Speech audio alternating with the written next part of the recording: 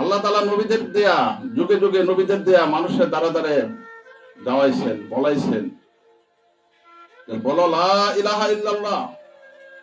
যে যে নবী আসছে সেই নবীর সাথে নবীর নাম মিলানো।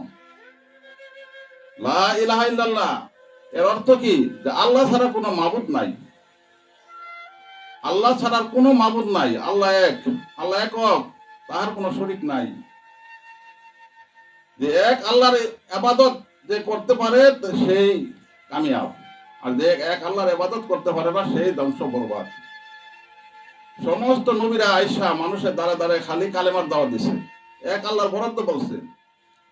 আল্লাহ তাআলা আসমান বানাইছে, জমিন বানাইছেন, চন্দ্র সূর্য তারকা আল্লাহ তাআলাই বানাইছেন, জান্নাত জাহান্নাম আল্লাহ তাআলা বানাইছেন, আগুন পানি বাতাসকে আল্লাহ তাআলা বানাইছেন, গাছপালা তরুলতা জীবজন্তু নদী নালা সাগর মহাসাগর পাহাড় পর্বত আল্লাহ তাআলাই বানাইছেন। আমরা দুই চোখে যা কিছু দেখি বা না দেখি আল্লাহ তাআলা বানাইছেন।